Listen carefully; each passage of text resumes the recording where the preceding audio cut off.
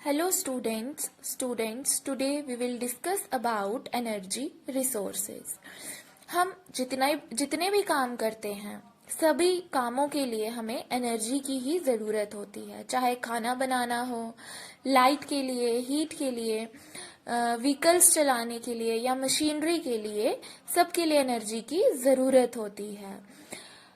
Energy जो है वो फ्यूल मिनरल्स से जनरेट कर सकते हैं, जैसे coal, petroleum, natural gas, uranium, electricity. Energy को 2 टाइप्स में क्लासिफाई किया गया है। फर्स्ट है conventional sources, second non conventional sources.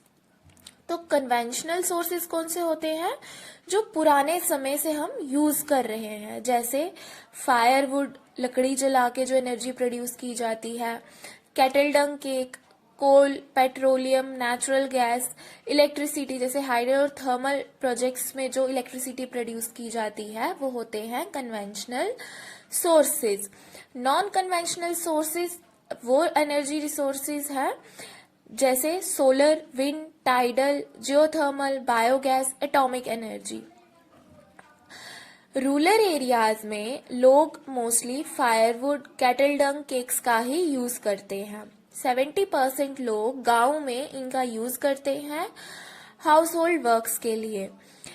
इसकी जो कंटिन्यूएशन है, मींस विस्तार जो है इसका, वो धीरे धीरे कम हो रहा है। क्यों? क्योंकि फॉरेस्ट एरिया जो है वो कम हो रहा है, लकड़ियां कम मिल रही हैं। काउ डंग केक्स जो हैं या एनिमल डंग केक्स जो हैं उसको भी डिस्करेज किया जा रहा है। क्यों? क्योंकि इसका यूज मैन्युअल खाद के रूप में किया जा रहा है एग्रीकल्चर के फील्ड में, और लोग इसे हाउस होल्ड वर्क में यूज करना भी नहीं चाहते। नेक्स्ट हम बात करेंगे कन्वेंशनल सोर्सेज ऑफ एनर्जी। जैसा कि मैंने बताया, ऐसे सोर्सेज ऑफ एनर्जी जो पुराने समय से हम यूज कर रहे हैं। तो सबसे पहले हम बात करेंगे कोल की। कोल इंडिया में अच्छी मात्रा में अवेलेबल है। मोस्टली एनर्जी की जो जरूरत है उसको कोल ही पूरा करता है। इंडिया में कोल से सबसे ज्यादा इलेक्ट्रिसिटी जनरेट की जाती है। इसे पावर जनरेशन के लिए, पावर सप्लाई के लिए, power supply to domestic industry या डोमेस्टिक नीड्स के लिए या इंडस्ट्री के लिए यूज किया जाता है। इंडिया काफी ज्यादा डिपेंड है कोल पे अपनी कमर्शियल एनर्जी रिक्वायरमेंट्स को पूरा करने के लिए। जब प्लांट मटेरियल या लिविंग मटेरियल डिके होते हैं, डिकम्पोज होते हैं, तो उसकी कंप्रेशन मींस दबाव की वजह से कोल फॉर्म होता है। कोल कैसे फॉर्म होता है? जब प्लांट मटेरियल या लिविंग मटेरियल डिके या डिकम्पोज होते हैं तो उसकी कंप्रेशन की वजह से कोल फॉर्म होता है। कोल वैरायटी ऑफ फॉर्म्स में प्रेजेंट है। ये डिपेंड करता है कि कितनी डेप्थ में वो बना है या कितना टाइम उसे वहां पे हुआ है बिरल हुए। तो इस बेसिस पे जो है अलग अलग टाइप्स ऑफ कोल्स जो है पाए जाते हैं। तो सबसे पहले हम बात करते हैं पीट की। आपकी बुक में दिया गया है डिकेइंग प्लांट्स जो होते हैं स्वैम्प रीजन में, स्वैम्प मीन्स दलदल में, दलदल वाले रीजन में जो डिकेइंग प्लांट्स होते हैं वहां जो कोल फॉर्म होता है उसे पीट कहते हैं। पीट लो ग्रेड कोल है। इसकी हीटिंग कैपेसिटी लो होती है। कार्बन कंटेंट भी कम होता है। हाई मॉइस्चर कंटेंट इसमें प्रेजेंट होता है। नेक्स्ट यहाँ बात की गई है लिग्नाइट की। ये भी लो ग्रेड कोल है। ये ब्राउन इन कलर होता है, सॉफ्ट होता है, मॉइस्चर कंटेंट इसमें हाई होता है। Principal lignite reserves Neyveli Tamil Nadu में है। इसे इलेक्ट्रिसिटी जनरेशन के लिए यूज किया जाता है। नेक्स्ट टाइप है बिटमिनस। ये डीप इनसाइड अर्थ में फॉर्म होता है। टेम्परेचर यहाँ पे हाई होता है तो उसकी जो हीटिंग कैपेसिटी है वो अच्छी होती है। उसके बाद आ जाता है मेटलर्जिकल कोल। ये हाई ग्रेड बिटामिनियस कोल होता है। इसको यूज किया जाता है आयरन स्मेल्टिंग के लिए। उसके बाद आ जाता है anthracite. Anthracite high quality hard coal होता है। हीट वैल्यू इसमें सबसे ज्यादा प्रेजेंट होती है। उसके बाद जो दूसरी क्लासिफिकेशन है कोल की, वो है on the basis of age. Age के बेसिस पे टू टाइप्स ऑफ कोल है। जैसे फर्स्ट है गोंडवाना कोल। गोंडवाना कोल जो है ऐसा कोल जो 200 मिलियन ईयर्स अगो जिसका फॉर्मेशन हुआ हो, मींस ऐसा कोल जो 200 ईयर्स पुराना हो। गोंडवाना कोल पाया जाता है Damodar valley, west Bengal, Jharkhand, Jharia, Raniganj, Bokaro. Important coal fields है ये। गोदावरी महानदी, सन एंड वारदा वैली, यहाँ पे भी कोल डिपॉजिट्स जो हैं पाए जाते हैं। उसके बाद आता है सेकंड टाइप टेरिशरी कोल। ऐसा कोल जिसकी फॉर्मेशन 55 मिलियन ईयर्स पहले हुई हो। ये कहाँ पाया जाता है? North eastern states of Meghalaya, Assam, Arunachal Pradesh, Nagaland. Coal एक बल्की मटेरियल होता है। यहाँ हम मैप की हेल्प से देखेंगे कि कोल फील्ड्स, कोल माइंस जो है वो कहाँ कहाँ पाए जाते हैं। तो सबसे पहले बात करते हैं हम कोल फील्ड्स की। कोल फील्ड्स जो है वो यहाँ असम वाले एरिया में पाया जाता है, झारखंड वाले रीजन्स में पाए जाते हैं। असम में हम देखते हैं कोल माइंस जो हैं कहाँ कहाँ पाई जाती हैं, नाइजीरिया और मोरन में। और झारखंड में जो है कोल माइंस पाई जाती हैं बोकारो और जारिया में। वेस्ट बंगाल के कुछ रीजन में भी कोल फील्ड्स पाए जाते हैं। यहाँ पे कोल माइंस जो हैं वो रानीगंज में पाई जाती हैं।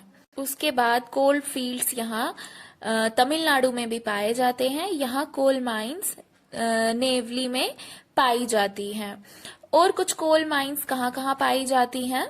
सिनगिरनी जो कि तेलंगाना में है, तेलचर जो ओडिशा में पाया जाता है, कोरबा जो कि छत्तीसगढ़ में है, सिंगारुली जो कि मध्य प्रदेश में है, जंजी जो कि छत्तीसगढ़ में है। तो ये कुछ एरियाज हैं जहाँ पे कोल माइंस पाई जाती हैं। उसके बाद नेक्स्ट हम बात करेंगे पेट्रोलियम की। पेट्रोलियम या जिसे मिनरल ऑयल भी कहा जाता है, कोल के बाद ये मेजर एनर्जी सोर्स है इंडिया में। इसे नोडल इंडस्ट्रीज भी कहा जाता है। सिंथेटिक टेक्सटाइल्स जैसे कि नाइलन, फर्टिलाइजर्स, केमिकल इंडस्ट्रीज के लिए ये रॉ मटेरियल की तरह काम करते हैं। As a raw material petroleum को वहां यूज किया जाता है। इसी कारण से इसे नोडल इंडस्ट्री भी कहा जाता है। पेट्रोलियम फॉर्म कैसे होता है या इसकी अकरेंस कैसे होती है? टेरिशरी एज के टाइम पे जो एंटीक्लाइन्स या फॉल्ट ट्रैप्स बने हैं वहां पेट्रोलियम पाया जाता है। अब एंटीक्लाइन्स क्या होते हैं और फॉल्ट ट्रैप्स क्या होते हैं ये हम फिगर की हेल्प से समझेंगे।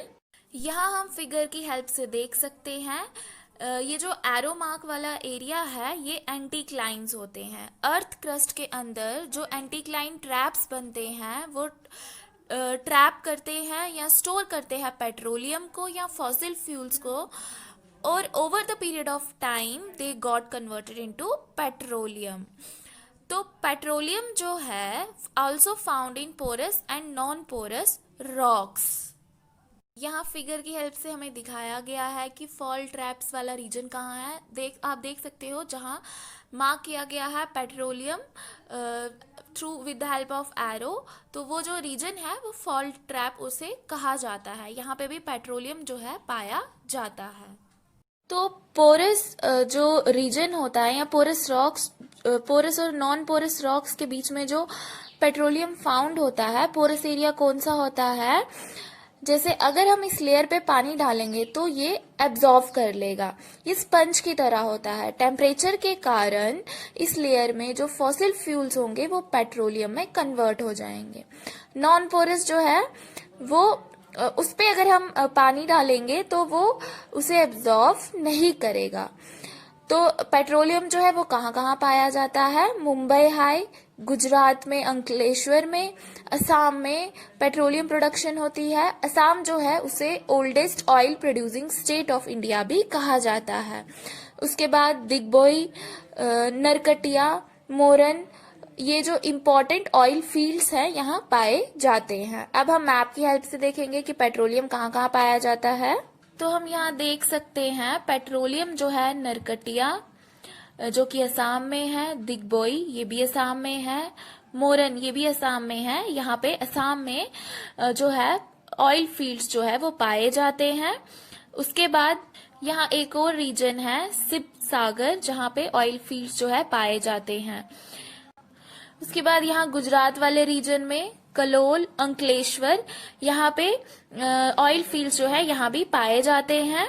मुंबई हाई बेसिन ये जो महाराष्ट्र वाला रीजन है यहाँ पे भी ऑयल फील्ड्स पाए जाते हैं। उसके बाद हम बात करते हैं नेचुरल गैस की। Natural gas clean energy resource इसे कहा जाता है। ये पेट्रोलियम के साथ ही या उसके बिना भी मिलता है।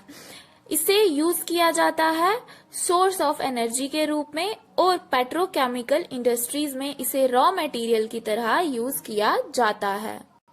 नेचुरल गैस इम्पोर्टेंट इसलिए भी है क्योंकि ये इन्वायरमेंट फ्रेंडली है, कार्बन डाइऑक्साइड एमिशन कम होता है। लार्ज रिजर्व नेचुरल गैस जो है वो डिस्कवर्ड हुआ है कृष्णा गोदावरी बेसिन में। Mumbai high, Gulf of Cambay यहाँ पे भी नेचुरल गैस देखने को मिलता है। Andaman and Nicobar island important areas हैं नेचुरल गैस रिजर्व्स के लिए। 1700 किलोमीटर लॉन्ग हजारी, विजयपुर, जगदीशपुर यहाँ से जो गैस पाइपलाइन है उसके थ्रू कुछ मेजर केमिकल फर्टिलाइजर इंडस्ट्रीज को गैस नेचुरल गैस प्रोवाइड करती है। ये कौन से रीजन से पास होती है? उत्तर प्रदेश, राजस्थान, गुजरात, मध्य प्रदेश। ये बहुत इम्पोर्टेंट है इसलिए इसे artery to Indian gas production भी कहा जाता है। नेचुरल गैस सबसे ज्यादा पावर और फर्टिलाइजर इंडस्ट्रीज में यूज करते हैं। सीएनजी कंप्रेस्ड नेचुरल गैस जो है वो लिक्विड फ्यूल्स जैसे डीजल, पेट्रोल इन्हें रिप्लेस कर रही है। क्यों? क्योंकि ये इन्वायरमेंट फ्रेंडली भी है और इसका कोई और नुकसान भी नहीं है। यहाँ हम मैप की हेल्प से देखेंगे कि जो ये पाइपलाइन है, गैस पाइपलाइन जिसकी हमने बात की, हजारी, विजयपुर, जगदीशपुर से जो ये पाइपलाइन पास होती है ये कौन कौन से एरियाज में जाती है। तो ये मार्क किया गया है ये एरिया, ये सारी ये पाइपलाइंस जो है यहाँ इन एरियाज में गैस जो है वो प्रोवाइड करती है। तो इसमें हमारे एरिया आ जाते हैं हजरिया, वडोदरा, जबाऊ, विजयपुर, अंता, ओरिया, जगदीशपुर, ओनला, गुरुग्राम, दहली, सोनीपत, बारबेला, शाहीबाद। ये जो सारे एरियाज है यहाँ से इस पाइपलाइन के थ्रू नेचुरल गैस जो है वो वहां तक पहुंचाई, उन एरियाज तक पहुंचाई जाती है। उसके बाद इसमें लास्ट आ जाता है इलेक्ट्रिसिटी। इलेक्ट्रिसिटी बहुत इंपॉर्टेंट है और इलेक्ट्रिसिटी का पर कैपिटा कंजप्शन जो है वो कंसीडर्ड किया जाता है इंडेक्स ऑफ डेवलपमेंट। जिस कंट्री में जितना ज्यादा कंजप्शन होगा उसे उतना डेवलप माना जाएगा। इलेक्ट्रिसिटी 2 वेज में प्रोड्यूस की जाती है। Hydro electricity, hydro means water, तो जो पानी से जनरेट की जाती है इलेक्ट्रिसिटी रनिंग वाटर से, उसे हाइड्रो इलेक्ट्रिसिटी कहा जाता है। ये रिन्यूएबल रिसोर्स से प्रोड्यूस की जाती है। वाटर एक रिन्यूएबल रिसोर्स है तो इससे इलेक्ट्रिसिटी प्रोड्यूस की जाती है। इंडिया में मल्टीपर्पज प्रोजेक्ट्स हैं जैसे बारखा, Nangal, Damodar valley corporation, the Kopili hydel project etcetera. तो यहाँ हाइड्रो इलेक्ट्रिक पावर जो है प्रोड्यूस किया जाता है।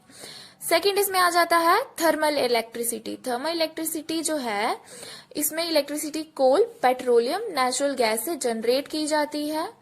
कोल, पेट्रोलियम और नेचुरल गैस की बर्निंग से जो हीट प्रोड्यूस होती है उसे थर्मल इलेक्ट्रिसिटी में प्रोड्यूस किया जाता है।